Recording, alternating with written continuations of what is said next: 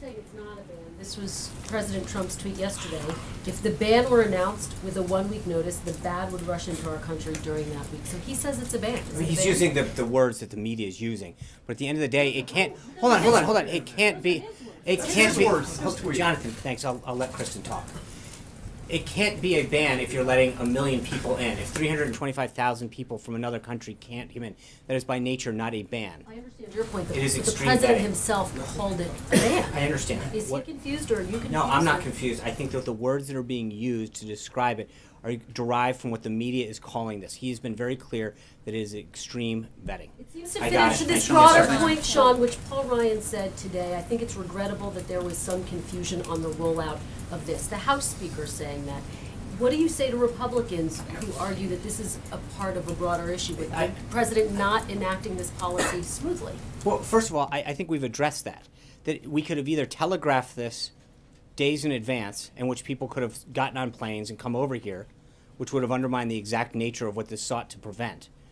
Or we could have done it in a way that inconvenienced some folks for a little while.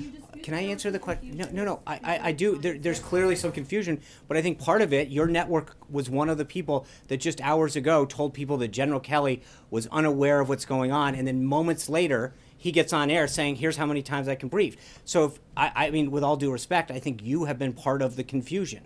You have helped cause this, despite claims that whatever, you claim that you have sources that tell us. General Kelly stands up and says, this is how many times I've been briefed, this is how many people are involved, and yet you were out there for... I think there was a New York Times report that was cited. Okay, so I apologize that NBC News' reporting is based on the New York Times false reporting.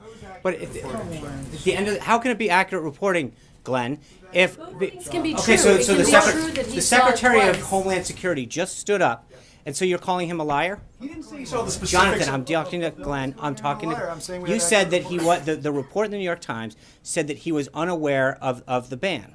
Sean, let me ask you a question. Hold on, no. Answer the question because you just called us. A couple of minutes ago, you stood at the podium and you reiterated something you said yesterday about anyone who doesn't agree in terms of the career bureaucracy should hit the road. I'm paraphrasing. Of course. You had a statement that President Trump made where he accused the acting attorney general of betraying her own department by expressing a counter opinion.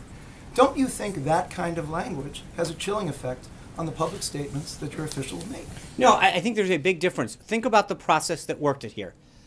The Department of Justice's Office of Legal Compliance vetted the executive order, sent it back to us saying it was completely compliant. Then the acting attorney general goes out and says, I'm not going to enforce it. You tell me how that jives. Because at the end of the day, if the acting attorney general has an office under her jurisdiction that says that something is legal and compliant, and then she gets out there and says, I'm not going to enforce it, that doesn't sound like an attorney general that is upholding the duty that she swore to uphold. So, can I, at the end of the day, then she should step down. But at the end of the day, the attorney general either had a problem with her own division approving something, but it wasn't the president she had a problem with. The president followed the process, sought feedback, went through the interagency review, had other departments sign off, despite the reporting that said it was otherwise. He got, hold on, guys. Betrayal. David. That's a very hard word. Why don't we just let me answer Glenn so we can be polite now, huh? And what the answer is that we went through the process. The Office of Legal Compliance came back and said this is a compliant executive order, it's fully legal, and it can be executed. So then for the Attorney General to turn around and say, I'm not going to uphold this lawful executive order is clearly a dereliction of duty, and she should have been removed, and she was.